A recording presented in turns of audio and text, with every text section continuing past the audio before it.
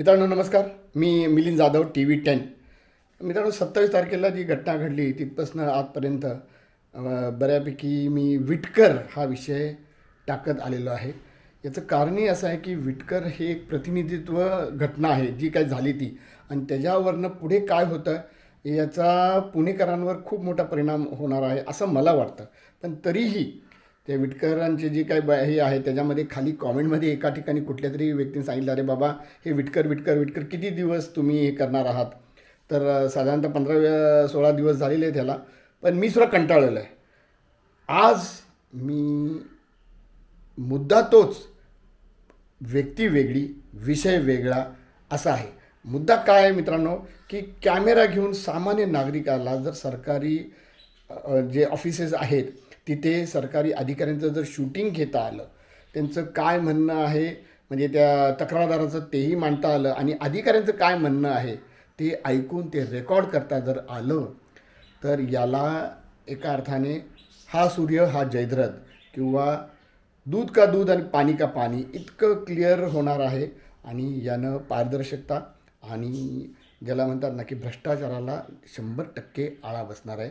लोकांची कामं होणार आहे. कमीत कमी लोकांना हे कळणार आहे की त्यांचं काम होणार आहे का नाही. तर मित्रांनो मुद्दा परत सांगतो की कॅमेरा, बॉडी कॅमेरा. आता हा बॉडी कॅमेरा शब्दसुद्धा फार प्रचलित झालेला आहे. आणि त्याप्रमाणे आता पुढचं तुमची वाटचाल कशी असेल, माझी वाटचाल ही अशीच राहणार आहे. त्याप्रमाणे मी आज एक केस घेऊन आलो आहे. एक केस हिस्ट्री मी एक तुमच्यासमोर मांडणार आहे. हे बॉडी कॅमेऱ्याचं जसं माझ्या चॅनलवर माझे जे पोस्ट आहेत, व्हिडिओज आहेत, वेगवेगळे आहेत. मी काही महानगरपालिकेचे जास्त करून, पण त्याचबरोबर पोलीससुद्धा रस्त्यावर कसं काम करतात यांचं चित्रीकरण घेत आलेलो आहे. तर हे व्हिडिओ आणि पोस्ट बघून मला प्रचंड प्रमाणात रिस्पॉन्स मिळतो आहे. मला सजेशन मिळत आहेत. मला मदतीची माझे हाक म्हणजे देणारे किंवा हाक मागणारे सुद्धा खूप लोक आहेत. त्यातलीच एक केस आहे, ती आज मी घेणार आहे. मित्रांनो हा व्हिडिओ शेवटपर्यंत यासाठी बघा की तुम्हाला असं वाटतं की मी जे करतो आहे ते फार म्हणजे कसं काय धाडस करतो आहे, हे करतो आहे वगैरे. मी प्रत्येक वेळी सांगत आलेलो आहे की मी पत्रकारितेसारखं काम करतो आहे, पण तरीही मी सामान्य नागरिकच आहे.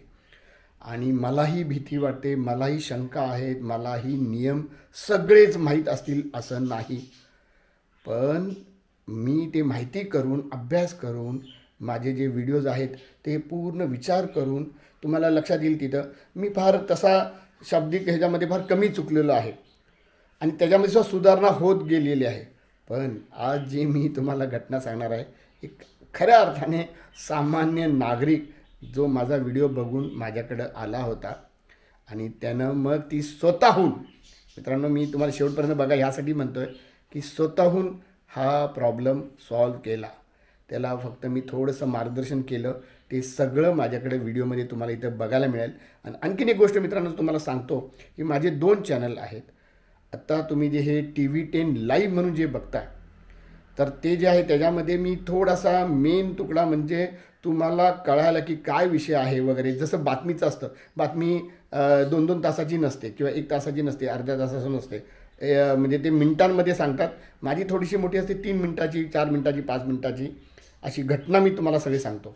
आणि माझं दुसरं चॅनल जे आहे त्याच्यामध्ये विस्तृतमध्ये अगदी माझ्या चुका असतील, पुढच्या माणसाच्या चुका असतील, मी अगदी वाट बघतोय वगैरे ह्या सगळ्या सहित तिथं टाकलेलं असतं. तुम्हाला तुमच्या सवडीनुसार, तुमच्या पेशन्सनुसार तुम्ही दोन्ही बघू शकता. दुसऱ्या चॅनलचं नाव आहे TV10 अनकट. शब्दशः ते अनकट असतं, जसं असेल तसं. आत्ताचं मी हे जे बोलतो आहे ते दोन्ही चॅनलवर टाकणार आहे. अनकटवर माझ्या इथं जे चुका होतील त्याच्यासहित मी सगळं टाकणार आहे. आणि TV10 लाईव्हवर मात्र जेवढा विषय आहे, फक्त आजचा जो विषय आहे तोही मी तुम्हाला सांगतो.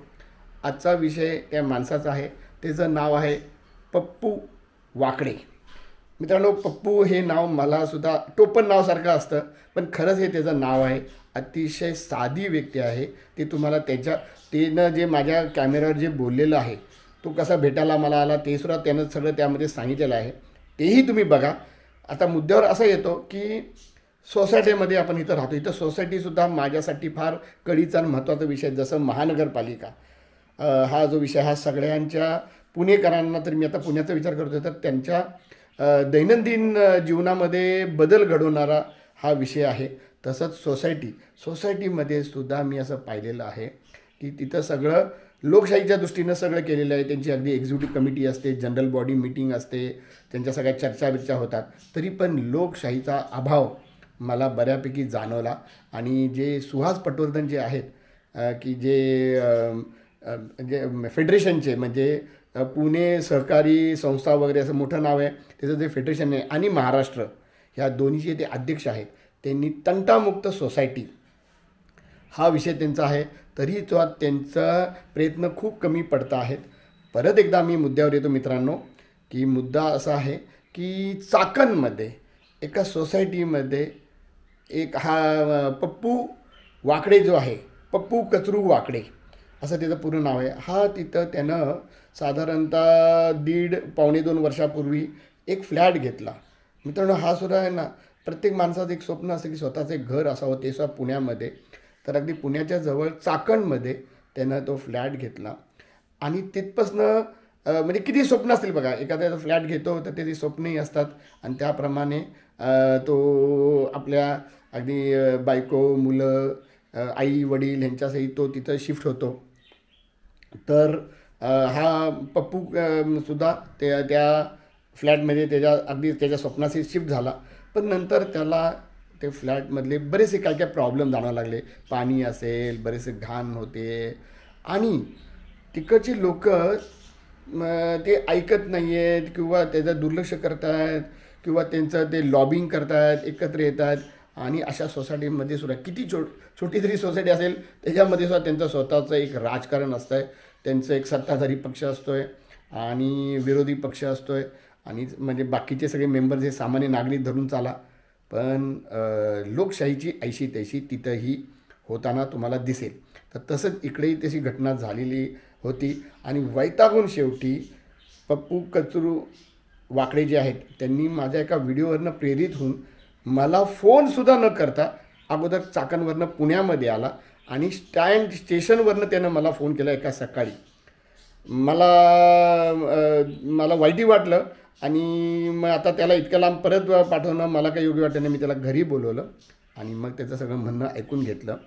त्याच्या डिटेलमध्ये मी फारसं जाणार नाही. माझा आजचा महत्त्वाचा मुद्दा असा आहे की तो माझी मदत मागायला आला होता. तर पण मी चाकण ते फार लांब असल्यामुळं माझी फिजिकली त्याला मदत करणं खूप अवघड होतं. मी त्याला मार्गदर्शन केलं, आणि त्यानं स्वतःसुद्धा, मित्रांनो मी तुम्हाला हे परत सांगतो आहे, त्यानं स्वतः म्हणजे अगदी साधा माणूस आहे, म्हणजे मला वाटतं एक गावाकडचा तो माणूस आहे. तिथनं मग शिकत आणि अनुभवानं तो शहरामध्ये आलेला आहे.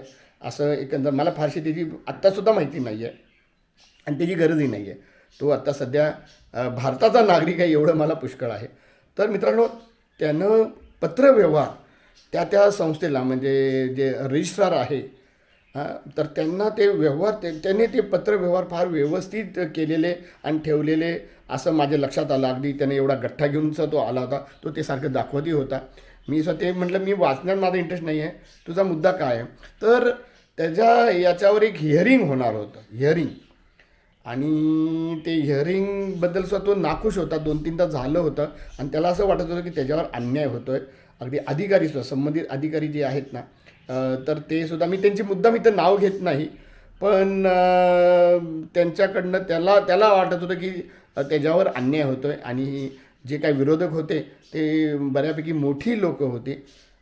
प्रत्येक क्षेत्रामध्ये छोटे मोठे असे ते सुद्धा असतातच. तर ते त्याला दाद देत नव्हते, आणि त्याला न्याय मिळत नव्हता. त्याला मनासारखं काहीतरी अन्यायकारक असं त्यावर वाटत होतं. तर मी त्याला तेच म्हटलं की जर तुझं हिअरिंग ते कसं का असेना, तुला जर वाटत असेल की तू नियमात आहे, तर ते हिअरिंग जर रेकॉर्डिंग झालं तर मग तुलाही कळेल, ते तिथं जन्मभर राहील. त्या अधिकाऱ्याने कळेल की रेकॉर्डिंग होताना तर तुम्ही चुकीचं काही करू शकत नाही. तर मग त्याचं म्हणणंच ते होतं की जर हे रेकॉर्डिंग जर करायला तुम्ही आलात तर. पण मी त्याला हेही म्हटलं की मी गरज पडली तर मी येईनसुद्धा, चाकणलासुद्धा येईन. पण जर तू हे स्वतः करू शकलास तर आणखीन चांगलं. तर मित्रांनो, म्हणजे तेच मी तुम्हाला सांगतो आहे, तो इतका साधा माणूस जर करू शकतो आहे तर तुम्ही सगळे का नाही, हे मी तुम्हाला शेवटीचा म्हणणार आहे. पण आत्ताही मी म्हणतो आहे, त्यानं तो म्हणला की मी ते रेकॉर्डिंग वगैरेची व्यवस्था करू शकतो आणि फक्त त्यांनी परवानगी द्यावी. त्यानं परत लगेच त्याच्या बाबतीचा अर्ज लिहिलेला आहे. तो अर्ज मी तुम्हाला दाखवणार आहे मित्रांनो. आणि त्याप्रमाणे ते अधिकारीसुद्धा जरा कासकूस करत त्यांच्यापर्यंत कधी असं त्यांनी केलेलं नव्हतं असं मला सांगण्यात आलं. माझंही त्या अधिकाऱ्यांशी बोलणं झालं. मला अधिकारी एकंदर म्हणजे कोऑपरेटिव्ह वाटले. कदाचित पुण्यासारखे अगदी जे इकडचे अधिकारी निर्ढवलेले असतात तसे ते नाही आहेत. चाकणच्या साईडला ते होते. तर तिकडचं ते ऑफिस कुठं आहे ते सुद्धा मी आता याच्यामध्ये तुम्हाला कळेल. मी त्या डिटेल्समध्ये जात नाही आहे. मुद्दा असा आहे की त्यांनी होकार दिलं आणि त्याप्रमाणे 3-4 दिवसांमध्येच हिअरिंग झालं आणि त्या हिअरिंगचं रेकॉर्डिंग झालं. जे स्वतः वाकडे साहेब जे आहेत, पप्पू वाकडे, त्यांनी ते केलं आणि ते रेकॉर्डिंग माझ्यापर्यंत पोचलं.